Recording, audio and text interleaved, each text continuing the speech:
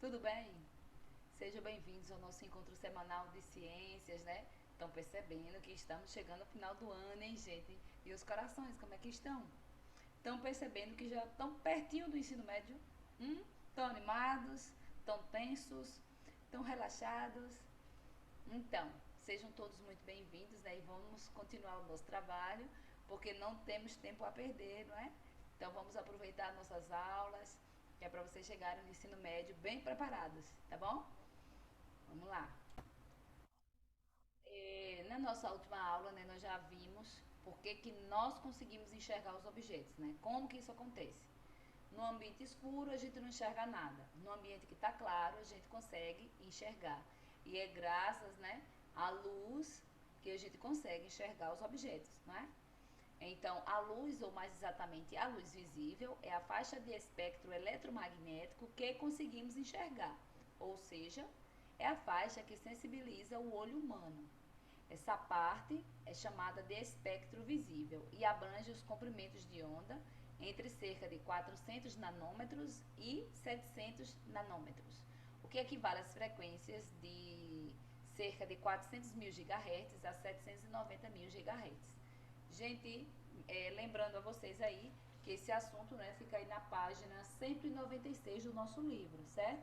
E vai até a página 202. Só porque eu esqueci de mostrar no início, eu estou falando agora. Tá bom? Então veja aí a faixa, como ela é estreita, ela é bem pequenininha, né? Olha o comprimento de onda, a frequência de onda.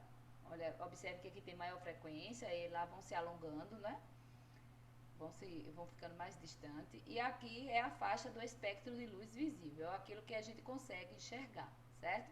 Nessas outras faixas a gente não consegue enxergar, tá bom? Vamos aí. Cada frequência do espectro visível é percebida pelo nosso sentido da visão como uma cor diferente. Então aqui a gente percebe cores diferentes. As cores variam do violeta, que são as ondas de maior frequência, né? Observe aqui. As de maior frequência são aquelas que são mais próximas, né? As cristas e vales são mais próximos. Observe que a frequência vai aumentando aqui, né? Aliás, vai diminuindo, né? Vai ficando em menor frequência, né? Então, a, a violeta, né? As cores variam do violeta, que são as ondas de maior frequência, ao vermelho, que são ondas de menor frequência. Já o branco é a sensação que temos quando os olhos recebem ao mesmo tempo todas as frequências do espectro visível. Vamos lá. Olha aí. Nós também falamos em fontes de luz, são objetos que emitem luz. Super fácil, né? A gente fala sobre isso desde as séries iniciais. Exemplo, uma lanterna é uma fonte de luz, né? É um corpo luminoso. O sol é uma fonte de luz, as estrelas são uma fonte de luz. Já os planetas, eles não conseguem emitir luz, então eles são iluminados, né? Pelas estrelas, no caso o sol, né? Que é uma estrela, é o que oferece luz para o nosso planeta. Então, nós já vimos que tem corpos que emitem luz, são chamados de fonte de luz. E os outros que recebem luz, né, que não têm luz própria, são chamados de corpos iluminados, não é? Aqui, vamos descer mais aqui, olha aqui. Os corpos iluminados. Quando a luz atinge uma parede, por exemplo, parte da luz sofre reflexão. No caso, a parede não tem luz própria, mas quando ela recebe a luz de algum objeto, né, iluminado, ela reflete a luz, né? A luz bate nela e volta para o ambiente. Então, esse fenômeno é chamado de reflexão. Devido ao fenômeno de reflexão da luz, os objetos podem ser vistos quando iluminados, né? Porque não apresentam luz própria, esses objetos são chamados de corpos iluminados. Além da parte da luz que é refletida, há uma parte absorvida, que é transformada em outras formas de energia, como calor. Em alguns casos, a luz pode atravessar os objetos. É o caso de objetos transparentes, né, um vidro transparente, ou translúcidos, né, como vidro e alguns plásticos.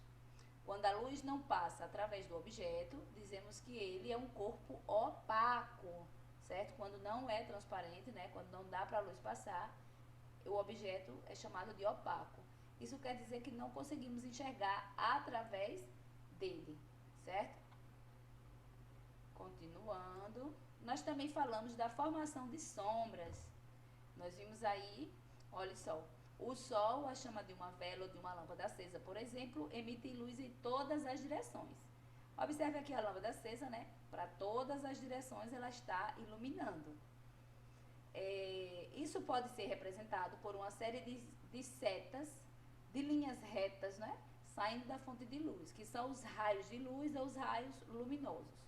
Olha aí, as linhas retas representando os raios da luz, certo? Aqui tem um esquema que representa aí a sombra, né? Como é formada a sombra, tá a fonte de luz, um corpo opaco bem na frente da luz e lá atrás ela vai proporcionar uma sombra, certo? A fonte de luz representada na figura tem dimensões pequenas em relação ao objeto que vai iluminar. Então, uma luzinha pequena. Assim, forma-se uma sombra que corresponde à parte da parede que não está recebendo luz da fonte luminosa. Observe que a imagem já é bem maior, né, a sombra. Se a fonte de luz tiver dimensões consideráveis em relação ao objeto que será iluminado, né, se ela for maior, vai aparecer, além da sombra, vai aparecer a penumbra. Observa aí na imagem, vou colocar uma lâmpada maior, aí agora nesse caso, além da sombra do corpo opaco, aparece a penumbra, que é uma sombra um pouco mais fraca, certo? Olha aí. Ela é mais clarinha do que a sombra. Certo, gente? Então, ela é chamada de penumbra. Olha, sombra e penumbra, que é a mais fraca. Continuando, nós também falamos sobre a reflexão da luz. Já, inicialmente, a gente já falou, né? Que a parede reflete a luz. Então, a gente vai continuar. Observe que ela segue a mesma direção. Tipo a bola que bateu na parede, né, ou no chão, e ela segue a direção de onde veio. Veja aí, ó. Olha a forma da bola. Jogou a bola verticalmente, ela vai subir mais verticalmente. Aí você estende um pouquinho, né, aumentando o ângulo, ela volta da mesma forma. Olha aqui mais um pouquinho ainda, né, mais viradinho ainda, e ela segue da mesma forma. Quando um raio de luz incide sobre uma superfície plana e polida, como a superfície de um espelho comum, acontece algo parecido, que o raio de luz é refletido com o mesmo ângulo que se incidiu. Essa é uma lei da reflexão da luz. Nós estamos falando de uma superfície plana, certo? Uma superfície plana, então ela vai refletir na mesma direção, né? Da mesma forma. O ângulo de incidência, né, que é o ângulo formado entre o raio incidente e a reta normal, é igual ao ângulo da reflexão, que é o ângulo formado entre a reta normal e o raio refletido. Além disso, percebemos que também que o raio incidente, o raio refletido e a reta normal estão situados no mesmo plano. Então vamos lá, o feixe de luz, olha aqui, olha, sobre o espelho, aí ele reflete na mesma forma, né, na mesma direção. Olha aí. Aqui, o espelho, o raio incidente, ele bate e sobe como se tivesse a mesma altura, a mesma direção desse, ele vai para o outro lado, né? É só a diferença porque é invertido. Gente, luz, história, natureza e aplicações. Vou ler esse textinho aqui para vocês. Até o início do século XVII, o entendimento humano sobre a luz, tanto ao nível da sua natureza como ao nível da explicação de fenômenos ópticos, evoluiu muito lentamente. Desde o mundo antigo, que sabemos que a luz se propaga em linha reta, que é isso que nós acabamos de falar. Embora a ideia estivesse ligada aos raios que saíam dos olhos em direção aos objetos, de modo a sentir esses objetos, essa noção começou com Euclides, que no seu tratado Óptica descrevia a luz como raios que partiam dos olhos para os objetos. Olha a ideia dele. No entanto, foi também o primeiro a notar que a luz viajava em linha reta e descreveu a lei da reflexão. Heron de Alexandria, na sua obra Catoptrica, mostrou geometricamente que um raio de luz segue o caminho mais curto, quando refletido por um espelho plano. Já Ptolomeu, que estudou a refração, sugeriu que o ângulo da refração era proporcional ao ângulo da incidência. Então, o povo, desde aquele tempo, é tudo curioso, né? Para saber dessas coisas, para explicar os fenômenos, né? Mas vamos lá, continuando. Nós falamos de superfícies lisas, né? Que a luz reflete na mesma direção, não é? É apenas invertido, mas ela segue o mesmo ângulo. Já nas superfícies que não são tão lisas, né, quanto os espelhos, um feixe de raios paralelos, ao incidir sobre essas superfícies, vai ser refletido em várias direções. Então, ele não vai seguir mais o mesmo caminho, como foi mostrado aqui, ó, na superfície polida, né, que é a superfície lisa. Ele vem e volta, olha aí, na mesma direção, no mesmo ângulo. Já quando a superfície não é tão plana, a superfície irregular, olha o que acontece. Os raios vêm e batem, mas aí eles já pegam diferentes direções. Então, não segue a mesma sequência que veio, certo? Então, observe que uns vão para um lado, outros vão para outro. Aí a diferença. Espelhos planos. Em um espelho plano, as imagens que vemos parecem estar atrás dos olhos. Ao prolongarmos os raios refletidos em determinado ponto do espelho, veremos que esses convergem para um único ponto, que parece ter partido de trás do espelho. A imagem do objeto é vista no ponto de encontro dos prolongamentos dos raios refletidos. Observe aí a imagem, né? A vela está aqui e a gente olha a vela como se ela estivesse do outro lado, certo? A imagem que parece se formar atrás do espelho, pelo prolongamento dos raios refletidos, é chamada de imagem virtual, certo? Essas imagens não podem ser projetadas em um anteparo, como numa parede, né? Na parede, se a gente colocar essa imagem, nós não vamos conseguir enxergar. Isso é só no espelhos. As imagens que podem ser projetadas, como ocorre no cinema, são chamadas de imagens reais. Cada ponto do objeto está à mesma distância atrás do espelho, o que o ponto correspondente da imagem.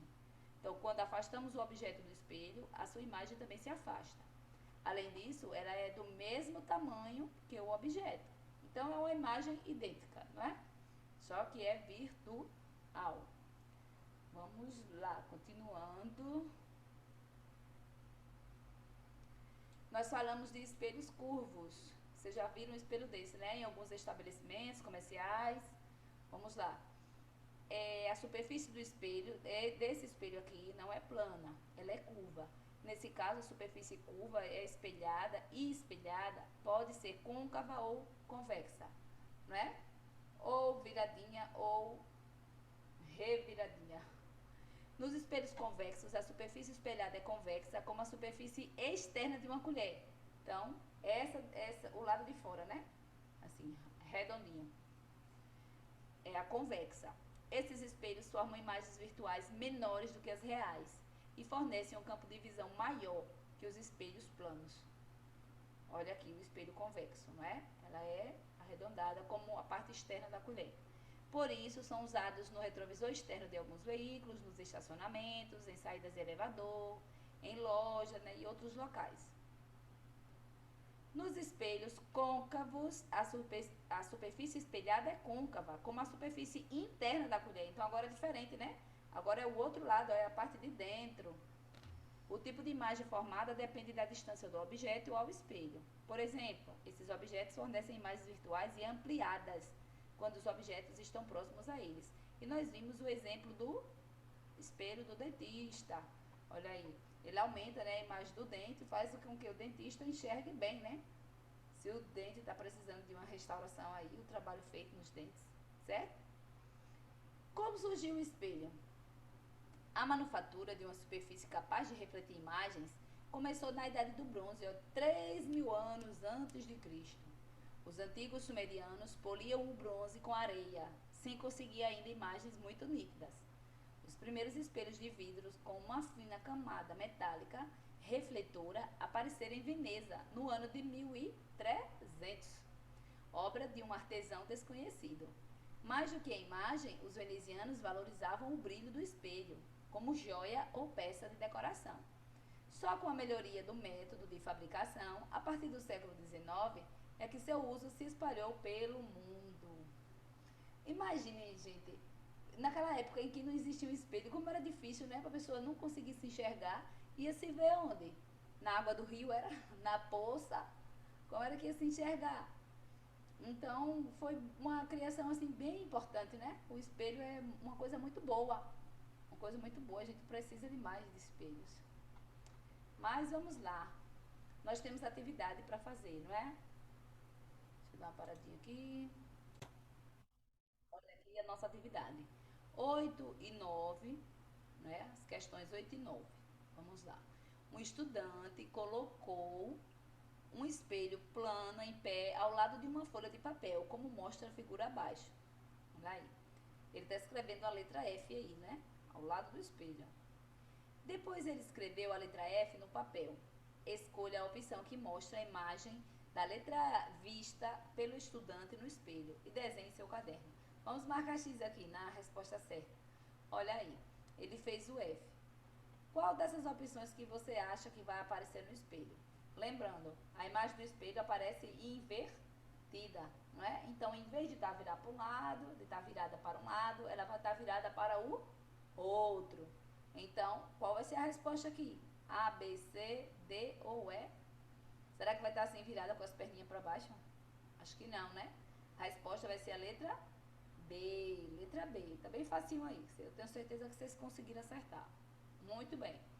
A questão 9 é com vocês. Vocês vão ler, responder direitinho e enviar para o professor. Gente, então, até aqui nós concluímos, né, essa atividade. Falamos aí sobre a luz visível, sobre espelho e tal. Daqui a pouquinho a gente retorna para terminar, né, para concluir esse trabalho, tá bom? Então, até já. Fiquem com Deus.